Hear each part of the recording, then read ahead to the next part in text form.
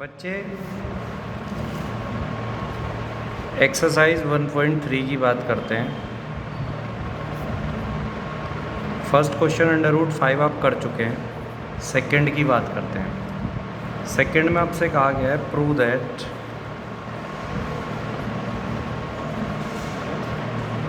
Three plus two root five is irrational. इस type में आपको क्या करना होता है, आपको लेट करना होगा कि 3 plus two root five is a rational number.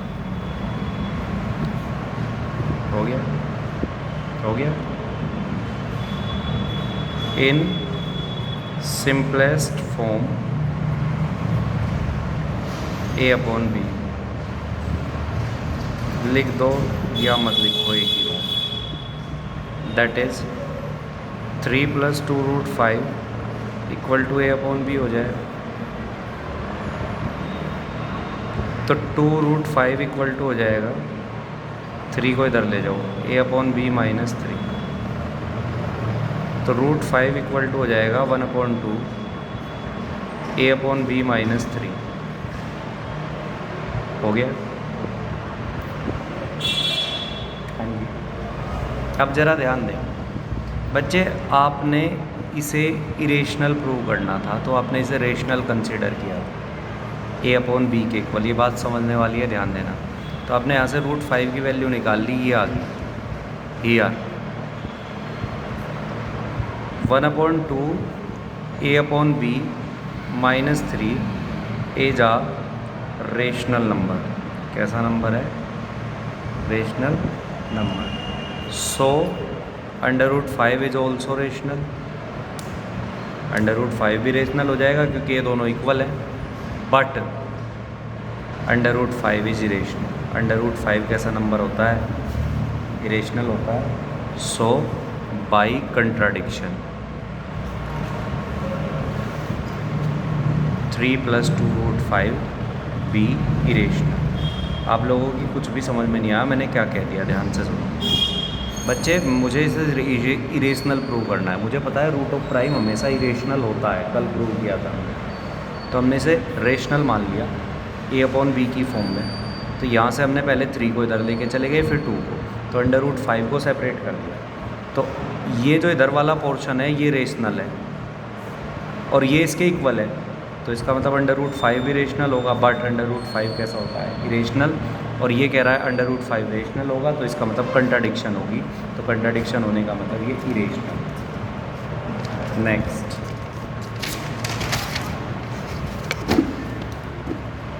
Next question है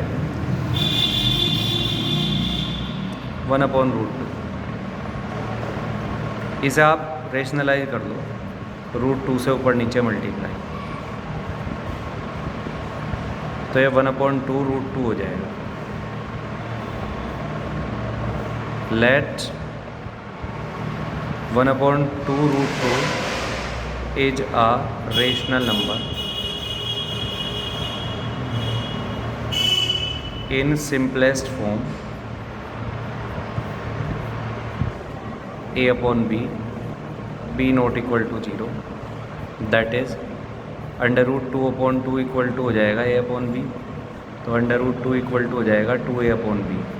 √2 की वैल्यू निकाल ली, फिर वही बात लिखो हियर 2A/B इज रेशनल, जैसे पिछले में लिखा था। सो √2 इज ऑल्सो रेशनल, बट √2 क्या है? Prime number, but √2 is irrational. ये कैसा होता है? Irrational. So it is contradiction. ये क्या होगी? कंट्राडिक्शन होगी। That is √2B √2/2B irrational.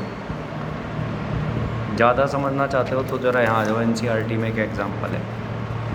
ये कह रहा है 100 करोड़ 3√2 इरेशनल है। अब देखो यहाँ वीडियो ज़रा ध्यान से देखो। लेट अस अज्यूम, हमने मान लिया बाई कॉन्ट्री मतलब कंट्राडिक्शन क्या समझ में बात आई? कॉन्ट्राडिक्शन को कॉन्ट्रेरी लिखा है इसने, कॉन्ट्रेरी दैट 3√2 इज रेशनल, हमने रेशनल मान लिया। That is we can find coprime a and b. Coprime, अरे सिंपलेस्ट फॉर्म लिख लो या कोप्राइम, एक ही बात होती है। सिंपलेस्ट फॉर्म को कोप्राइम ही बोलते हैं बेटा। तो 3√2 इक्वल टू हो गया a/b। इसे रीअरेंज करेंगे, वही √2 इक्वल टू a/3 भी आ गया। सिंस a और b इंटीजर है तो a/3b जो इक्वल टू वाला पार्ट है रेशनल होगा, सो √2 भी रेशनल होगा। बट ये कंट्राडिक्शन है कि √2 रेशनल है। समझ में बात आई? बिल्कुल डिट्टो कॉपी पेस्ट यही लिखना है जैसे ऊपर वाला ही है। एग्जाम्पल 5 - √3, तो आपको क्या करना है, इसे एज्यूम कर लेना है कि ये रेशनल है a/b की फॉर्म में। समझ में बात आई? 5 को एक तरफ ले जाओ, फिर वही कंट्राडिक्शन हो जाएगी। क्लियर है? ये सारे एक जैसे हैं। 6 + 7√5 ऐसे ही होगा जैसे अभी किया था।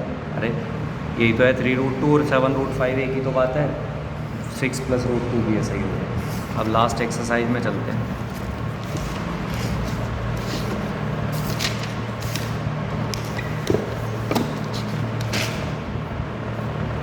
एक्सरसाइज 1.4। देखो बच्चा, जैसे हम 10 को 3 से डिवाइड करें तो ये 3.3333333 आता चला जाएगा ऐसे।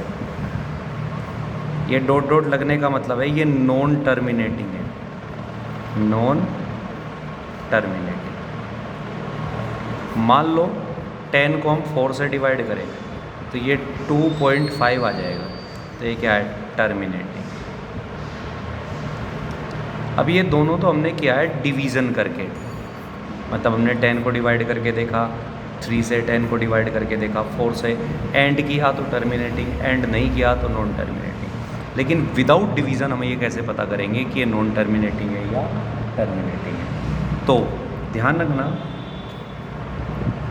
जैसे ये 13/3125 है, आपको पता करना है इज इट टर्मिनेटिंग और नॉन टर्मिनेटिंग, और विदाउट डिवीज़न करना है। तो विदाउट डिवीज़न आप करेंगे कैसे? जब भी आपको किसी नंबर को विदाउट, ये तो था डिवीज़न से, मतलब डिवाइड करके देखकर, डिवाइड करके देखा ही हमने, बिना डिवाइड किए हमें कैसे पता चले कि टर्मिनेटिंग है नॉन टर्मिनेटिंग? बिल्कुल सिंपल सी एक छोटी सी बात है। सबसे पहले आप ये देखिए वो सिंपलेस्ट फॉर्म है क्या? आपकी समझ नहीं आया? 3 स्क्रीन एक साथ दिखाता हूँ आपको, 4 देखो, ये देखना है हमें, ये टर्मिनेटिंग है या नॉन टर्मिनेटिंग है चारों। तो सबसे पहले देखिए वो सिंपलेस्ट फॉर्म है क्या? सिंपलेस्ट फॉर्म का मतलब न्यूमरेटर और डिनोमिनेटर किसी एक नंबर से डिवाइड तो नहीं हो रहे, यहाँ नहीं होंगे, यहाँ भी नहीं होंगे, यहाँ भी नहीं होंगे, लेकिन ये डिवाइड हो जाएगा 15 5 से, और नीचे वाला भी 5 से। तो सबसे पहले आपको देखना है टर्मिनेटिंग है नॉन टर्मिनेटिंग है, पहले देखें सिंपलेस्ट फॉर्म है क्या। जब सिंपलेस्ट फॉर्म आ जाए तो डिनोमिनेटर के प्राइम फैक्टर कर दें आप, ये डायरेक्ट डिवाइड होगा 5 से, 6 2 5, फिर 5 से 125, फिर 5 से 25, फिर 5 से 5, और फिर 5 से 1।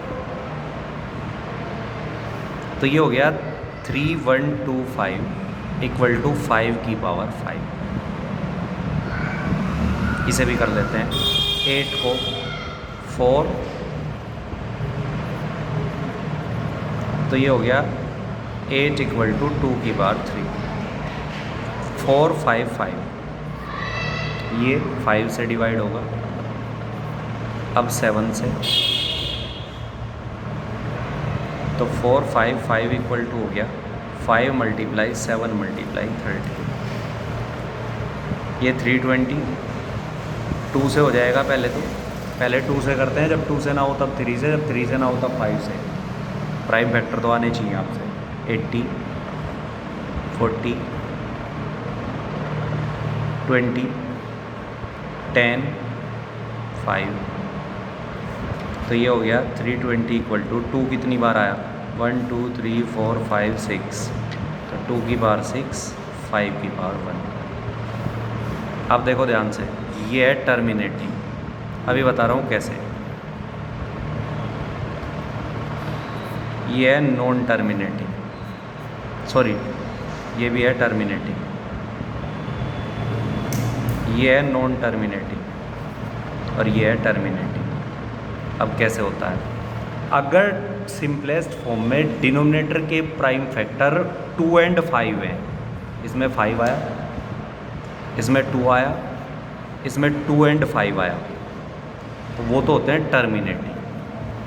और अगर अदर देन 2 और 5 कोई भी प्राइम फैक्टर डिनोमिनेटर का आया तो वो हो जाता है नॉन टर्मिनेटिंग।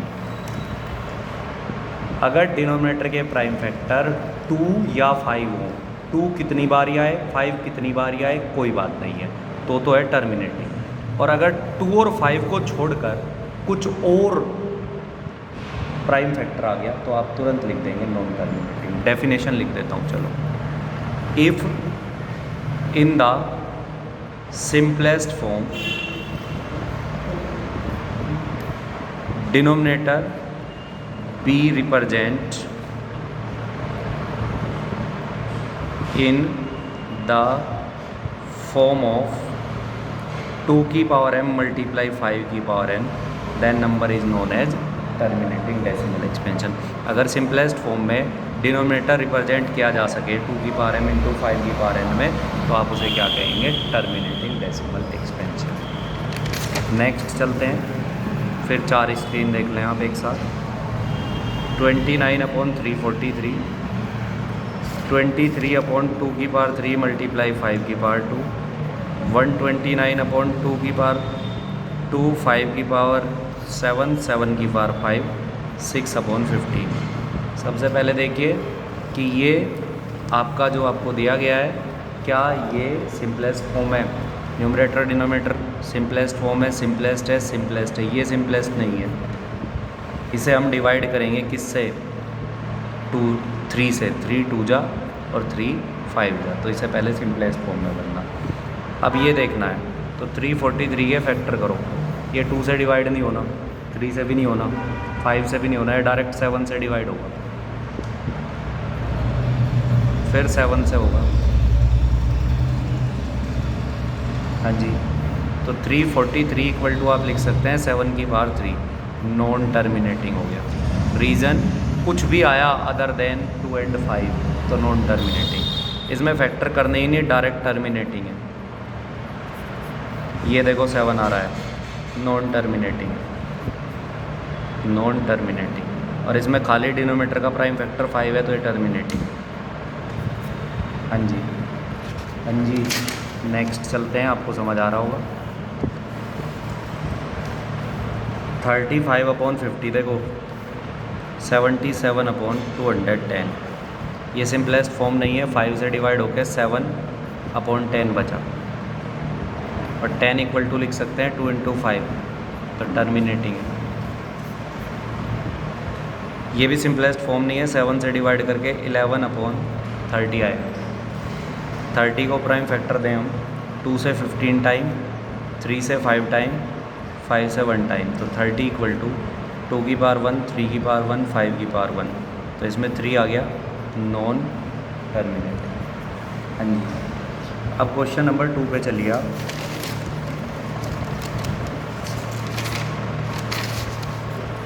क्वेश्चन नंबर 2 में इसने क्या कहा है? क्वेश्चन नंबर 2 में ये कहा है कि क्वेश्चन नंबर 1 में जो टर्मिनेटिंग डेसिमल एक्सपेंशन थे उन्हें बिना डिवाइड किए डेसिमल में बदलिए। अब यहाँ आ जाइए, देखो ये था टर्मिनेटिंग डेसिमल एक्सपेंशन, ये वाला, तो इसे बिना डिवाइड किए अब मुझे डेसिमल में कन्वर्ट करना है। ज़रा ध्यान देना इस बात पर। ये सेकंड कर रहा हूँ, तुम लोग यहाँ मत करना, अलग से करना। 13 ये हो गया था 5 की पावर 5, ये। हाँ जी, तो एक चीज़ समझो, किसी भी नंबर को अगर हमें 10 से डिवाइड करना पड़े तो हम तुरंत पॉइंट लगा देते हैं। 10 से डिवाइड करें 1 डिजिट पर पॉइंट, 100 या फिर आप कह लें 10 की पावर 2 से डिवाइड करेंगे तो 2 डिजिट पर पॉइंट, 1000 या फिर 10 की पावर 3 होता है 1000 तो 3 डिजिट पर पॉइंट। तो आपको बिना डिवाइड किए अगर डेसिमल एक्सपेंशन में कन्वर्ट करना है तो आपको नीचे 10 कन्वर्ट करना पड़ेगा। वो कन्वर्ट कैसे होगा, उसके लिए आपको 2 और 5 की इक्वल पावर जनरेट करनी पड़ेगी डिनोमिनेटर में। कैसे? 5 की पावर क्या है? 5। 2 की पावर तो है ही नहीं इसमें, तो 2 और 5 की इक्वल पावर करने के लिए यहाँ 2 की पावर 5 से मल्टीप्लाई कर दो, ऊपर भी नीचे भी, तो मैथमेटिकल इक्वलिटी आ जाएगी। ऊपर और नीचे जब आप मल्टीप्लाई करोगे तो कोई फ़र्क नहीं पड़ेगा। 5 और 2 की सेम पावर 10 की सेम पावर में कन्वर्ट हो जाती है, क्योंकि 5 और 2 की मल्टीप्लाई 10 होती है। तो ऊपर हो गया 13, नीचे हो गया ये 2 की पावर 5 32 अपॉन 10 की पावर 5। देखो ध्यान से, अरे 5 2 जा 10, दोनों पावर इक्वल है। तो ये हो गया 13 2 जा 26, 3 जा 39, 41 हो जाएगा शायद।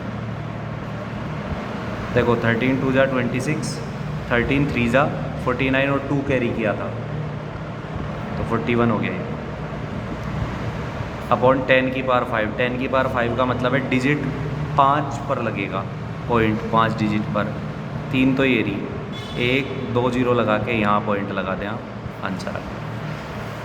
यहाँ जाइए, ये वाला 17/8 था, यहाँ कर देता हूँ।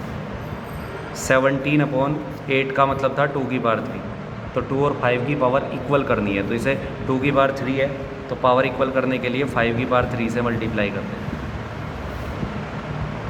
ऊपर तो हो जाएगा 17 मल्टीप्लाई 125 और नीचे हो जाएगा 10 की पावर 3, क्योंकि 2 और 5 की पावर 3 का मतलब 10 की पावर 3। तो उन दोनों की मल्टीप्लाई करके जो भी आएगा उसमें 3 डिजिट पर आप पॉइंट लगा देंगे, आंसर यहाँ जाए। ये तो नॉन टर्मिनेटिंग था, इसे तो बदल ही नहीं सकते। इसके बाद ये टर्मिनेटिंग था, यहाँ जगह कम है, ये मैं लिख रहा हूँ 3/320। यहाँ पर देखो ये था 3/320। जब हमने 320 को फैक्टराइज किया था तो यह आया था 2 की पावर 5 मल्टीप्लाई 5 की पावर 1। अब इसे बिना डिवाइड किए हमें डेसिमल में कन्वर्ट करना है, तो 2 और 5 की पावर इक्वल हो जानी चाहिए नीचे। 2 की पावर कितनी है? 5 और 5 की पावर कितनी है? 1। तो 2 की पावर 5 की पावर से ज़्यादा है। कितनी पावर ज़्यादा है? ये 1 है, ये 5 है। कितनी पावर ज़्यादा है? 4 पावर ज़्यादा है। तो 5 की पावर 4 से ऊपर नीचे मल्टीप्लाई कर दें। ऐसा करते ही 3 × 5 की पावर 4, ये ऊपर वाला पोर्शन है, नीचे 2 की पावर 5 मल्टीप्लाई, ये दोनों पावर प्रोडक्ट में ऐड होके 5 की पावर 5 हो जाएगा। तो ये 3 मल्टीप्लाई ये हो जाएगा 625 अपॉन 10 की पावर 5, क्योंकि 2 की पावर 5 है और ये 5 की पावर 5 है, तो इसे आप लिख सकते हैं 10 की पावर 5। अब क्या करें, इन दोनों की मल्टीप्लाई करके 5 डिजिट पर आप पॉइंट लगा दें। मतलब ये हो गया 3 5 जा 15, 3 2 जा 6 और 7, ये आ गया अपॉन 10 की पावर 5। तो 5 डिजिट पर पॉइंट लगेगा, 0 यहाँ लगा के यहाँ पॉइंट लग गया। आ जाना चाहिए अब आपकी समझ में। जैसे ये था, ये तो नॉन टर्मिनेटिंग था, ये था टर्मिनेटिंग। तो 23/2 की पावर 3, 5 की पावर 2 ये था। तो 2 की पावर ज़्यादा है, कितनी ज़्यादा है? 1 पावर ज़्यादा है, क्योंकि ये 2 है और ये 3 है। तो 5 की पावर 1 से ऊपर नीचे मल्टीप्लाई कर दो। ऊपर तो हो जाएगा 105 मल्टीप्लाई करके, नीचे 2 की पावर 3 इंटू दोनों को ऐड करके 5 की पावर भी 3 बना दिया आपने। तो नीचे हो गया 10 की पावर 3। 10 की पावर 3 का मतलब 3 डिजिट पर पॉइंट हो गया। ये तो नॉन टर्मिनेटिंग था ही। ये है 2/5। 2/5 का मतलब 5 की पावर 1 है, तो 2 की पावर भी 1 ही होना चाहिए।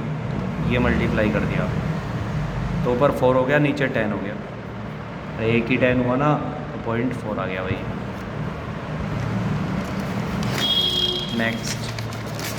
नेक्स्ट क्या सारे हो गए? नहीं ये रह रहे हैं। 7/10 ये तो अपने आप ही हो रहा है 0.7, ये नॉन टर्मिनेटिंग। अब